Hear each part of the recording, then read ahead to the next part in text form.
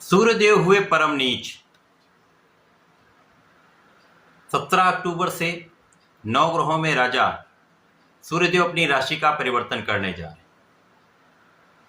अब चूंकि सूर्यदेव राजा हैं, राजा के समान ही इनका सामर्थ्य है, क्षमता है, बल है, रिस्पॉन्सिबिलिटीज हैं, उत्तरदायित्व है तथा कार्यकत्व है। सूर्यदेव इस जगत में प्राण का संचार करते हैं, ऊर्जा का प्रवाह करते हैं। प्रकाश के एकमात्र स्रोत सूर्यदेव हैं। पिता के कारक सूर्यदेव हैं, आत्मबल के कारक सूर्यदेव हैं, शासन सत्ता, राजतंत्र, शासन तंत्र के कारक सूर्यदेव हैं।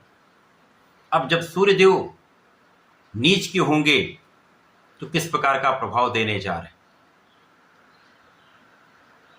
इस जीवन में, इस संसार में सूर्य की प्रथम किरण से ही प्रकाश का संचार हो जाता है, जीवों में प्राण का संचार हो जाता है।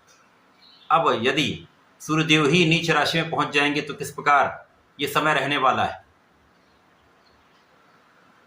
सूर्यदेव 17 अक्टूबर को तुला राशि में प्रवेश करेंगे। तुला राशि सूर्यदेव की नीच राशि है, जिसके कारण ये समय कुछ समस्या भरा हो सकता है। परंतु यहां पर कुछ ऐसी स्थितियां भी बन रही हैं जिसके कारण सूर्यदेव का नीच भंग भी हो रहा है। तो कुल मिलाकर ये एक ऐसा समय है जब समस्या आएगी, परंतु उसका निराकरण भी होने का पूरा योग बन रहा है। आज मैं मेष राशि के लिए सूर्यदेव के इस नीचत्व काल का किस प्रकार का प्रभाव प्राप्त होने वाला है, किन भावों में इसका प्रभाव पड़ने वाला है, इस समय में आप लाभ ले पाएंगे अथवा कहीं पर समस्या आ सकती है, यदि समस्या आ सकती है उसका क्या निराकरण है, संपूर्ण विश्लेषण मैं पूर्ण तर्क के साथ करने जा रहा हूं। प्रिय दर्शकों, इस राशिफल को आप अपने चंद्र राशि के अनुसार देखें। यदि आपकी मेष राशि है तो आप अपना जन्म चक्र देखें, उसमें यदि 1 नंबर में चंद्रमा है तो आपकी मेष राशि है। मेष राशि के लिए सूर्यदेव परम मित्र भाव में होते हैं, क्योंकि मंगल और सूर्य का मित्रवत भाव है, सेनापति और राजा का यहाँ पर आपसी संयोजन है। तथा यहाँ पर यदि आप अवलोकन करते हैं तो 5वें भाव के स्वामी सूर्यदेव है। पंचम भाव जो ज्ञान का भाव है, शिक्षा का भाव है, प्रज्ञा का भाव है, संतान तथा प्रेम का भाव है। इस विशेष भाव के स्वामी सूर्यदेव जो केंद्र में जाकर सप्तम भाव में जाकर नीच किए हो गए। अब जब ये नीच के होंगे तो इनकी सीधी दृष्टि का प्रभाव लग्न पर होगा। तो ये कहीं ना कहीं कुछ विशेष स्थितियां बन रही। जब सूर्यदेव केंद्र के भाव में जाकर जहां समस्त ग्रहों का प्रभाव बढ़ता है वहां पर जाके नीच के होंगे, सीधी दृष्टि का प्रभाव लग्न पर होगा। लग्न मंगल की है, मंगल वर्तमान समय में पराक्रम के भाव में गोचर कर रहे हैं। अब ये कहीं ना कहीं कुछ ऐसी स्थितियां बनेंगी जो प्रारंभिक समय से सूर्य का प्रभाव जब लग्न पर होगा, मंगल पराक्रम के भाव में होंगे तो पराक्रमी तो आप होंगे, परंतु उतना लाभ नहीं मिल पाएगा। विशेष रूप से यहाँ पर जीवन साथी के भाव में निर्बलता आएगी, आपसी संयोजन में समस्या आएगी, क्लेश बढ़ सकता है, वाणी पर नियंत्रण रखना होगा। इसी प्रकार से इस समय यदि साझेदारी में कोई व्यापार करते हैं, कोई कार्य करते हैं तो बहुत कुछ यहाँ पर आपको सावधान रहना होगा, क्योंकि यहाँ पर कुछ कानूनी समस्याएं हो सकती। समस्याओं से बचने के लिए बहुत सामंजस्य तथा बहुत संतुलन बनाकर रखना होगा।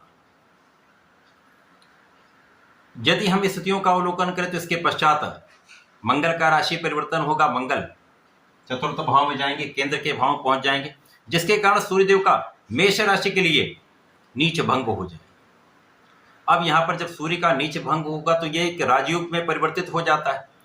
जब राजयोग बन जाएगा तो निश्चित रूप से आपके लग्न को प्रबलता मिलेगी। लग्न बलवान होती तो आपके अंदर ऊर्जा का सही प्रवाह होता है, ऊर्जा का सही उपयोग आप कर पाएंगे, सही दिशा में आप चल पाएंगे। ऊर्जा के सही प्रयोग से आपके कार्य क्षेत्र में निश्चित रूप से उन्नति होगी। यहाँ पर आपका ज्ञान भी विशेष हो जाएगा, ज्ञान के क्षेत्र में सफलता की प्राप्ति करेंगे। शिक्षा में जो विद्यार्थीगण शिक्षा ले रहे हैं वहाँ पर उनको निश्चित रूप से उनकी प्रगति होगी। जो प्रतियोगिता परीक्षा दे रहे हैं कंपटीशन दे रहे हैं, नौकरी के लिए प्रयासरत हैं, उनको यहाँ पर सफलता मिल सकती है। परंतु यहाँ पर आपको अपना संपूर्ण प्रयास करना होगा, पूर्ण परिश्रम करना होगा। अब यहाँ पर जब मंगल केंद्र के भाव में पहुंच जाए तो निश्चित रूप से मंगल की ही राशि है, तो यहाँ पर कार्य क्षेत्र में जो निर्बलता आ रही थी वो निर्बलता का भाव भी कम होगा, लोगों का सहयोग भी प्राप्त होगा, तथा यहाँ पर व्यापारिक क्षेत्र में धन का जो इन्वेस्टमेंट था वो सही दिशा में आप कर पाएंगे। धन हानि की संभावना कम हो जाए। अब जब लग्न पर सूर्य का प्रभाव होता तो आपके अंदर शासन सत्ता का गुण प्रबल हो जाता है, नेतृत्व की क्षमता बढ़ जाती है। तो इस समय में निश्चित रूप से आप बहुत प्रभावशाली हो जाएंगे। आपके नेतृत्व में आप एक अच्छा लाभ लेने वाले। यहाँ पर आप अपना भी पालन पोषण करने वाले, कई और लोगों को आपके कारण उनका भी पालन पोषण होने वाला है, उनकी भी आप सहायता करने वाले। अब ज्ञान का भाव जब प्रबल होता है, शासन सत्ता की क्षमता भी आप में है, तो निश्चित रूप से आप बहुत धैर्य के साथ, विवेक के साथ निर्णय लेते हैं। निर्णयों में सकारात्मकता होती है, निर्णय सटीक होते हैं, जो आपके लिए भी लाभकारी होते हैं तथा अन्य लोगों के लिए भी लाभदायक होते हैं। तो प्रारंभिक समय में 17 को सूर्यदेव नीच राशि में जाएंगे, परंतु 20 को इनका नीच भंग हो जाएगा, जिसके कारण कुछ विशेष स्थितियां बनेंगी जो आपके लिए लाभकारी होने वाली। जब आपके अपने ज्ञान से, अपने सामर्थ्य से, अपने क्षमता से तथा संतान से लाभ की वृद्धि करने वाले। ये समय आपको बड़े रिस्क लेने का नहीं है, आपको सोच विचार कर कार्य करने का है, सोच विचार कर निर्णय करने का है, क्रोध पर नियंत्रण रखने का है। आवेग में आकर, आवेश में आकर कुछ कार्य ना करें। क्रोध पर नियंत्रण रखेंगे तो आप सही ढंग से अपनी ऊर्जा को सही दिशा में लगाओ।